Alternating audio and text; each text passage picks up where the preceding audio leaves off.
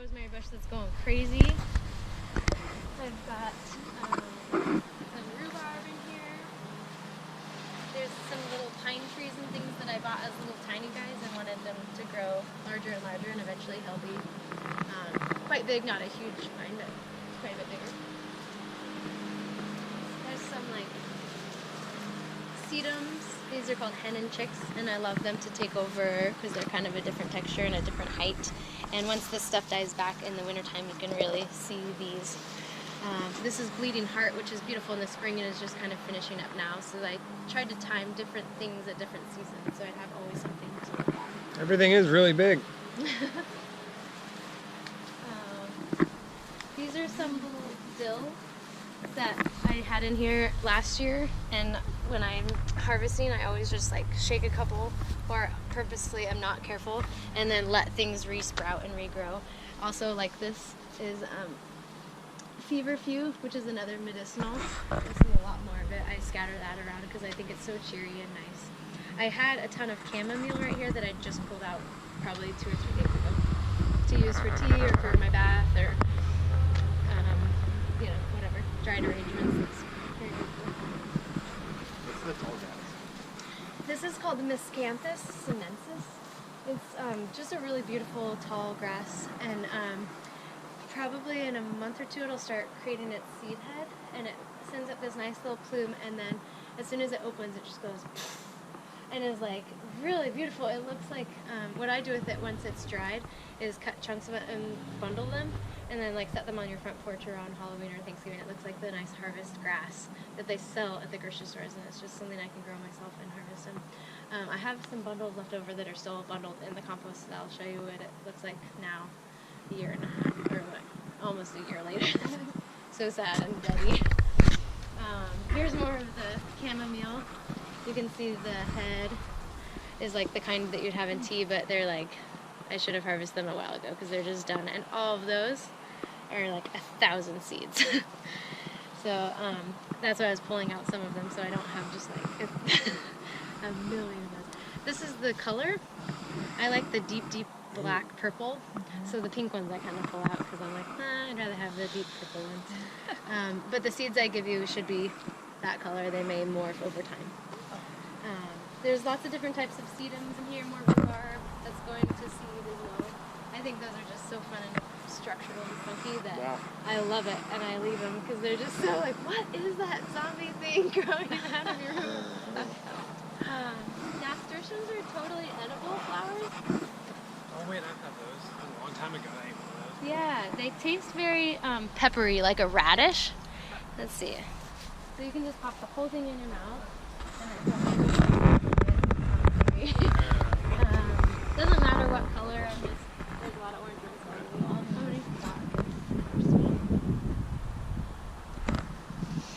Did you get one of these? So they have kind of a little bite, like a radish. But they're really fun and delicious. They're beautiful if you put them on top of your soup or your salad as a garnish. Or you can kind of shred the leaves up and it adds a little bite and flavor to your salad.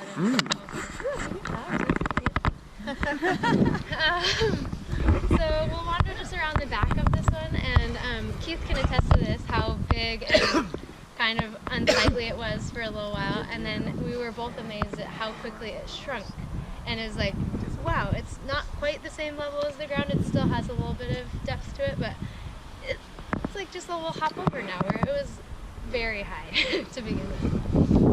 These are some of our native poppies.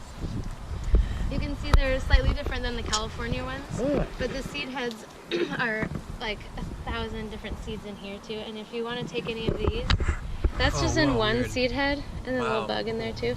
And probably I've walked by this a million times and scattered some of them out already, and so that's just one.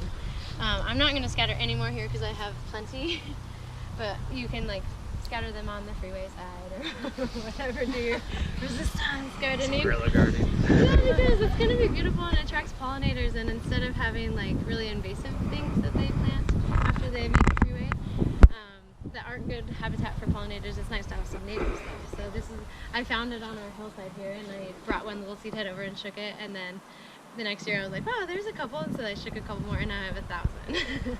So this was a really cool crop. I sold probably like 80 bouquets, like 80 bunches of, to the wholesale market for my florists, and they loved these kind of poppies because they're so cute and so short and so orange and bright. It was really different than like those flowery ones that lasted a day. These lasted quite a bit longer, and I was like, well, that's cool. They're native. I didn't have to do anything, and when I sold them, it makes me happy. They're tougher. They're tougher than the other poppies too. But the heads hold up a little better than yeah, they're not quite as persnickety. These are daylilies. So daylily is true to its name. It flowers on this day, and then this was yesterday's bloom, and now it's done flowering. So it's just that one, and that one's done tomorrow. This one will bloom. The next day, this one will bloom. The next day, this one, and so you can kind of see the progression of the day lily. They are only good for a day, so they're not used a ton in cut flower arranging, because then you'll have to go and like pick off the dead ones every single day on your, if you have them on your kitchen table, they look nice because they'll be there. But I think that they're pretty en masse, and they take hardly any maintenance at all, so I grow a ton of them. And I dug up a big clump of them, and you can just break them into as many pieces as you can, and if you want to take some daylilies home, you're welcome to. They're great too, and the flowers are edible. They taste kind of like a green bean to me a little bit. Let's give you a bigger one. And obviously if you eat the pod, you won't get the flower because you just ate it. And the old ones are kind of left. Get one. Might go hold on. I don't know. Yeah. Try a big one. I have these at my property actually. I found them hiding in the bushes, and I brought them out. Right. Put them in a couple pots, and they just been. Oh, they'll go gangbusters. And it's hard to kill them. Did I give you one? I didn't know you could eat them. It's kind of tasteless. And the roots are also, you got one, okay. Do you want to try? The roots are also edible. They're like a tuber, and Josh had suggested a couple, was it last winter or 2 winters ago? Suggested we do a foraged that's right. potluck dinner, and so we should all bring something that's foraged. And I was like, well, could I forage from my garden in my house? And so I looked up online recipes to make with daylilies, and there was a casserole you could make with daylily roots, and I was like, okay, this is kind of a little like hippie, weird, funky, but totally you could survive on your garden casseroles. Oh, I have potatoes. There's one plant around there. Yeah, I just dug that up because we're going to replant it. Yeah, so the original potatoes that I put in here, I still have little tiny baby volunteers coming up. I'm like, this is the garden that keeps 5 years later. 5 years later. This is more of that feverfew. It's a medicinal and just looks so pretty and cheery, and I've sold a ton of it to the flower market because it's really great. Like this is one bunch, so that's so nice to have in a bouquet because it looks really full and so many different actual blooms. More of the pine trees. Here's another volunteer potato that's really scraggly. I just dug up some of the daylily that was here and replanted it that same day, so the other stuff is a little bit struggling because all of a sudden it got exposed to a lot more light than it was used to. What else? Here's a really funky different type of tree that I bought to put in here. I bought probably like 6 things, and then the rest was just dividing up other spots in the yard or given to me from friends, or I, found. Here's another volunteer little dill, and this is columbine, which is a super common flower. A lot of people have it. This is a cool one because it's double. It has 2 different flowers inside of itself, so it looks really ruffly, and it's dark purple. I guess I love purple recently. These ferns, I was landscaping for a client, and they were redoing an area, and they're just a native fern, and so they were digging them out and throwing them in the garbage, and I was like, oh, I'll use them. So I plugged them in, which I thought would be this shadier side since this is here, but in the summer, this is full sun almost all day long, so I was really surprised how much light I actually got. Not super appropriate, like you can see my hosta is not happy with how much sun it's getting, but it's not dead, so I'm happy about that. The yarrow that flowering one goes crazy, and you can see all the little babies all over. There's another potato. A random one right there. I had a forest of chard here, and I left it for like a year or two and didn't cut it ever, and so all the seeds went crazy in there. I'm still like, that's a chard, and there's a chard here, and like I can't pull them out quick enough. There's just thousands. Now they're This pine? This one I bought, yeah, Okay. and I've got the tag inside. It was super cool, and in the spring you can see the new growth was like lime green, and now it's just starting to change with the heat. But like all the new growth it's so vibrant. It's almost like a yellow citron. Some more ferns, more yarrow. This is another spot where I dug out some iris that I was just done with, and so I just replanted it quickly. It looks really barren right now, and you can see the dirt has hardly any of the topsoil that I originally put on there because it gets used up or washed away. But there's glass in here from the driveway, but our native dirt is really, really tilty and silty. Sorry. It's just super fine.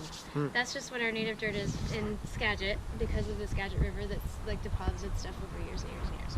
So it looks really dry and crumbly, but it's actually awesome. And when it gets wet, like I just watered before you guys came, so oh gosh, it should look nicer and lusher, and it's still really hot.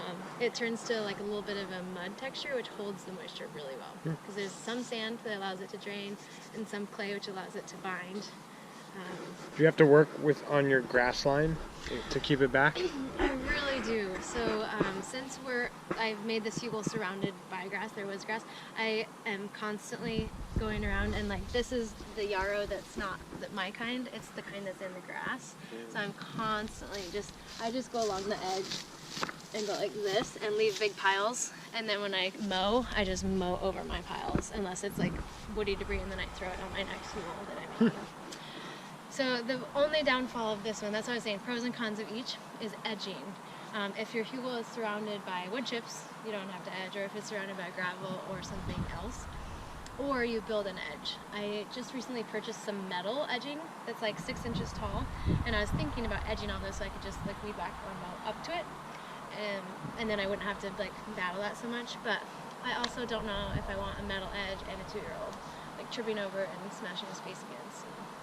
So, for now, I'm okay with weed whacking it, but it's gotten old over 9 years. Yeah. Also, once it's like so, like right here, you can see a lot of the dirt, but usually it's like this. Like if some grass goes in there, I don't really care. I don't really see it. And Good luck surviving, right? Bother me with that. Good luck surviving. Yeah, like this stuff I didn't even plant. It's our native bleeding heart, and it just flew in from somewhere. Like either on a different plant or the birds brought it or something, and I've on purpose not pulled any of it out because I think it's really pretty, and the leaves look super awesome. Like they're really dainty. Second or third one I guess I built, and it was because in a winter windstorm, 2 trees fell over and like just about hit our house and almost smashed the chickens. I was like, what am I gonna do with all this? So literally we just piled it about where it was, and it wasn't so curvy and snaky like I liked, but it was out of the way. And then a friend was doing some excavating, and so I asked him to bring his backhoe over and just like put the dirt on for me so I didn't have to haul so many buckets. So it wasn't quite as like intentional as that one, because I didn't take the time to layer and to really build up the soil, and so it shrunk way quicker and didn't provide the nutrients that I wanted for all my plants. And so as a result, the plants that I love are fine, and the plants that I don't like are doing great because they just take over, because they're like, we can thrive in any condition, we're basically a weed. Which is fine, because I wanted this again to be a visual barrier since we have no separation between our yards here, and he has a different style of gardening than we do. I was like, I don't want to see that all the time, so I'm going to put a big green wall up. And in the wintertime when his weeds and grass aren't growing as much, my wall isn't so big, so it kind of worked out. It gets a ton of sun here. The morning light is the first thing, and it lasts all the way until the sun is beyond my house, so like 7:30. And so I wanted something that can take the heat, which is agave, and then a bunch of like little sedums, and the poppies don't care. Oh, so here's how it's opened near the top. You can see these tiny little holes all over each of the spurs, so I can hear him. Wow. And there's just tons and tons and tons and tons. Can you eat those? These are poppy seeds that you like buy at the grocery store. yeah. You can totally eat them. So just like I think it was a Seinfeld episode, like yeah, they were trying to take the drug test and they failed because poppy seed dressing, and then a poppy seed muffin, and then poppy seed. So like poppy seeds obviously have a tiny bit of opioids in them, but I eat poppy seeds on my oatmeal and on whatever else, so they're not a bad thing. But these are the edible kind. Yeah. Like that's from one. Wow. So we have a lot of work to do today, guys. I'm gonna sprinkle these in his yard because he has grass and he will keep mowing them. And whoever wants this for their hair is welcome to it. There you go. I accidentally catch them on the mower sometimes and they're just a dime a dozen for me. But I'd love them to be a beautiful addition to your garden if you want them. If not, give them to somebody else. Or a rattle. Yeah, and so there's still more in there. You know, there's like thousands. Wow. This is a cool plant and like a weed. It's called Jerusalem artichoke or sunchoke. So it's a totally edible plant, but it grows like a sunflower. In October, it'll just die back, or the first frost, I guess, it'll die back to the ground. Like you won't even see it. Except the root or the... Except it'll leave these stalks. Like all the leaves and stuff will fall off, but it's like, that's how tall it gets. Cool. Yeah, I left a couple this year so you could see, like, that's huge. And in one season. Like, even sunflowers don't always grow this tall. So the leaves will grow up, and then each one of these will be a little tiny sunflower, like that big. And they're really beautiful. They're yellow and look just like a sunflower. They're a good wind block, too, because they're really... No, they're super flimsy, and any wind or heavy rainstorm just like flattens them onto our driveway. Okay. So I plant other things around the base to like a daylily that's like big and clumpy, so at least like 3 feet high it's braced, kind of. And the agave is very sharp and pokey, so it can only fall so far. So what the root looks like. These are tiny right now because right now it's putting all the growth into vertical. But these are like little potatoes basically. I'll dig up a big one in a second. And these are extremely nutritious. They're edible. You can cook them in stews. You can shred them and put them in a coleslaw and eat them raw. They're Flatulent. the common name is called fartichokes. Oh my god.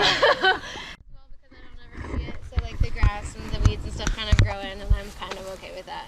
It bothers me when I'm really grumpy mood. I'll come out and like angry weed for an hour, and then I feel better and it looks better. So this is kind of a cool plant. What are these forks, Sarah? my forest fork. We have like 20 neighborhood cats, which is fine, and I respect everyone's right to have an animal and a pet. But they shit in my yard, and I eat my yard, and it's super gross, and my kid eats my yard. Like literally eats the dirt and poop, and that's so gross for me. This was their favorite spot to go for a long time, and the more they go there, the more they want to go there because it's a good spot to go. And so I tried cayenne, so it just deter them, and then it rains. I tried spraying them with the hose, and then whenever I'm not home, I tried like screaming like a crazy lady, and somebody said you should just like buy those things that they put on the like roof lines at grocery stores so the birds don't land there. I was like, you know how much garden space I have? I'm not gonna buy like 1,000 square feet of this stuff. And so I was like, what? Oh, forks are kind of like that. So anytime we get takeout or I'm at the grocery store and they have like the coffee stand with the forks, or a convenience store, I grab a handful. And this keeps them from pooping here because they can't walk over it to scratch and make a little hole. So now my kid thinks it's a funny game to pull up all my forks. And I'm like, whatever. They love you. Once the ground gets established and there's plants growing there, the cats can't really get through and get a good spot to dig. But while it was establishing, and then in the wintertime especially, when the cats don't get outside as much, they go outside for 1 quick minute, they need a spot to go, and this is like the closest, because we have cat, or multiple. So, this is a cool plant, and a weed. I love it when it's this stage because it looks so soft. I'll pass that around, and it's like lamb's ears almost. It's called Lychnis coronaria. When it grows up, this is its baby stage. When it grows up, it turns into that flower right there. And like I said, I'm not a hot pink fan, and so I usually don't like it when it's in flower. I'm like, okay, time to go to the chickens and cut you down. But I love that, and I've sold a lot of this foliage to the flower market as well because it's so soft and it's great for like wrist corsages and wearable things. What's the pink flower called? That's this thing. It's the same. It's called Lychnis coronaria. Coronaria is like the heart. So it's a I'm assuming it's because of the color, or it could be like maybe it's a medicinal for. I've heard it as rose campion. Rose campion is the common name, yeah. Which is, yeah. Common names and scientific names are hard because sometimes they have multiple things have the same common name, right? What else? Let's see. I have a ton of sunflowers, and like these ones right here are sunflower, and they're not the same as those ones, even though they look really similar. And these were the same thing. I let them go to the seed head, and then I'm like, beep, beep, beep, beep, and the birds and squirrels and whatever eat them, and whatever they don't eat, like resprouts, and I've already planted my seeds for the season, so I do try to like maximize my returns for what I do. This is a really common one around here. I think you guys have probably seen it a million times. Fireweed? What's that? Crocosmia, yeah, and there's a bunch of different colors. Red and orange are the most popular. There's a yellow one too. And then this behind it is an iris, and I dug up a ton of this. It's already done blooming for the year. The yellow iris, I'll show you the photo of. But it has multiple flowers per stem, and then it has a ton of greenery, and the greenery looks good well into the year, even without the blooms. I like it because it's great at holding soil in place and creating a mass where nothing else can penetrate. So no weeds and no cats and no bunnies and things. But I don't like it because it creates a mat that is impenetrable. So if I wanted to move it, or if it's getting too big, it's pretty hard and not that fun to dig out. So it can become invasive if you plant it near a water source, like if you have a stream or a river near you. Don't plant it near that. Plant it somewhere where it won't be able to take over, like gets waterborne and just goes. But I'm happy to give you guys plants, iris plants today if you want some. Is it good for fighting like erosion? It is. Yeah. Yes. Yep. More poppies, more poppies, more poppies. That's more of the deep purple color that I love. It's like a near black when they first open, and then they like fade to this dark purple. Is really pretty. A lot of the same thing along here because I just built it so quickly. There's more poppies and more poppies. Do you think the wood you use also Yeah. So I was just trying to get it built as quick as possible because we were going out of town. And so you can see that ivy is growing around these trees and will eventually strangle them and make them fall. And so the ivy will get so thick on its stem that it's like each stem of ivy is that thick, and it will literally just strangle the trees. And so we were clearing around some of our trees on our see side. some of the ones we killed off, and then the ivy is regrowing up them again? It's so fast, huh? Yeah. Oh, And see, like, there's two trees back there that have all the dead hanging stuff. That's dead ivy that we cut around the base so it doesn't get any more nutrients, but it doesn't fall off. It is so tightly wound itself around. You have to go in there and pull it all down. And so these two, we've done that and then kept the ivy off of it. These ones haven't, and so the ivy that was on these was so thick, like, it was literally like stumps, and I put a ton of that as the base of the hugel. And I was really praying that that would not just re-sprout more ivy in my hugel. And so far, so good. Closer to this part where I've just been adding more stuff, there is some ivy, and I think it might just be coming in. But that's definitely not something that you want to cultivate. The tree was also alder? It was alder, and there was cedar in here too. Yeah. But alder is a softer wood, and it broke down. Like, this is so low compared to the other one. How fast do you think it'll kill the trees? Like 5 years? Or No. like why isn't the forest dead? Because I know there's an ivy problem. It won't be that quick. It takes a lot of time to grow and grow and grow. It seems aggressive. but- Yeah, It's part very of aggressive. I'd probably say like 5-10 years. 10 yeah, years. more. I'd say more. Part of the thing that it does is it takes sunlight away from the tree because it's creating its own canopy, so that the tree's leaves can't get as much sunlight and make food. Part of it is strangulation, and then part of it is the weight, the sheer weight of how much is hanging on it. Like, it can't support that much, and it tips it, Oh, wow. especially if there's a windstorm. Like, and ivy will grow in such a way that it's small, and then it will send out branchlets like this. And so the mass of the ivy is up high, and so when a tree is growing and there's a huge windstorm, there's like all this extra like things hanging on the top, so it can't support that and falls over. Happy with it? Butterfly bush, butterfly on the butterfly bush. Yeah. Oh. Are the chickens? There's